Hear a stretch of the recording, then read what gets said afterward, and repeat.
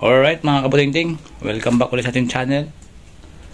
Ayan, ngayon sa umagang ito ay meron tayong sisirain.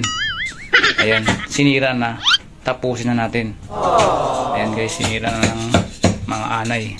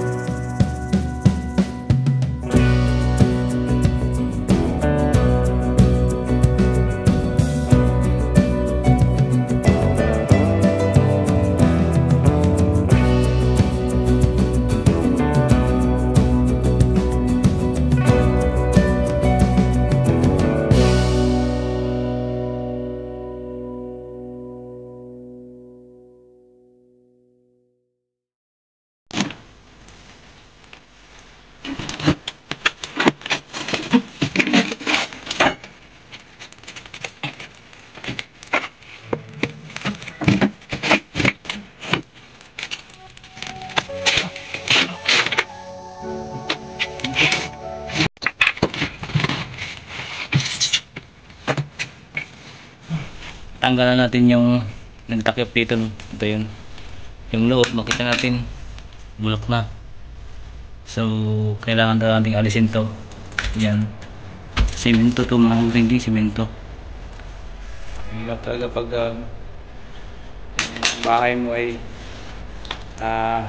pagtipa ng hangay. Ayan, bumakarandog to eh, sinira na. So yung baba nakalasan natin. Pwede na yung taas. Naman din, lamot na. Dingding.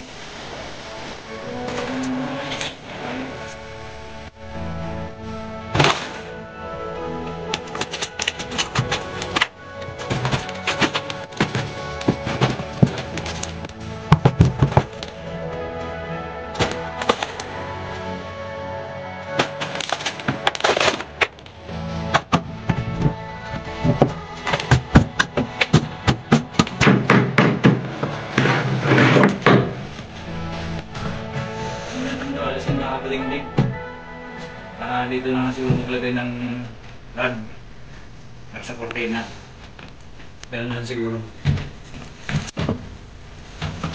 Maglagay ng rod dito siguro.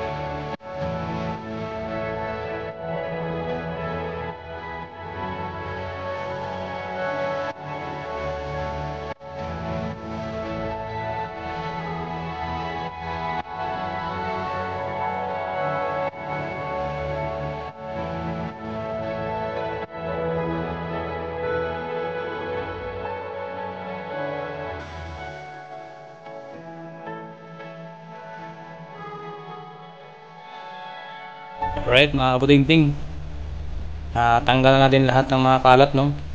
Ngayon, para hindi siya mapangit tingnan, ipinturahan natin ito mga kabutingting, yung ganyang dingding yan, para gumanda naman kahit paano. Ayun, magpahinga lang tayo saglit. Ayun, saglit lang tayo.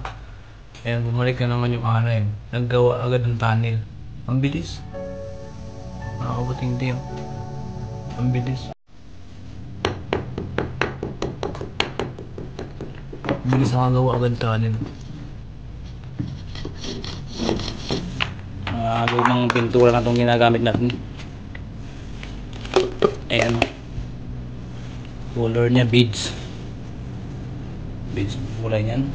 Tapos wala naman tayong plato, plate para sa ating pintura. Ito karton natin gawing plato nito. Gawin na natin itong plate mga kabutingting. Lagyan na natin ng plastic para hindi siya mabasa. Ayan, wala akong kasama mga kabutingting. Solo plate na naman tayo. Ayan. Ayan. Ayan, pwede na yan. Nalog natin.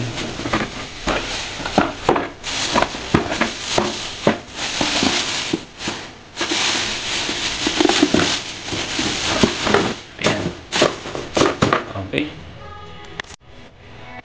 Ayan, pintura.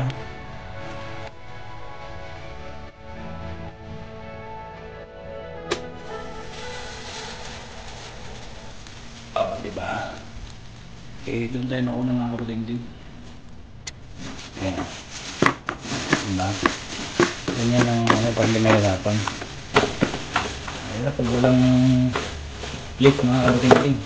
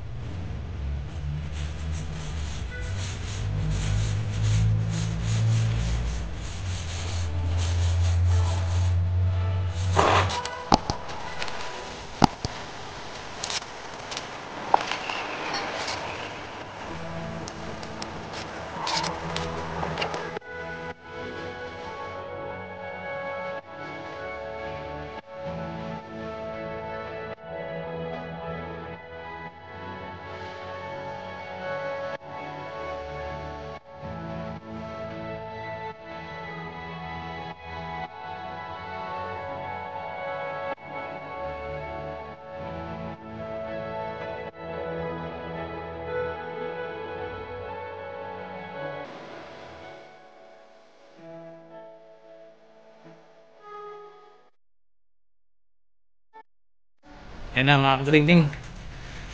Yan o. Natapos natin pinturahan yung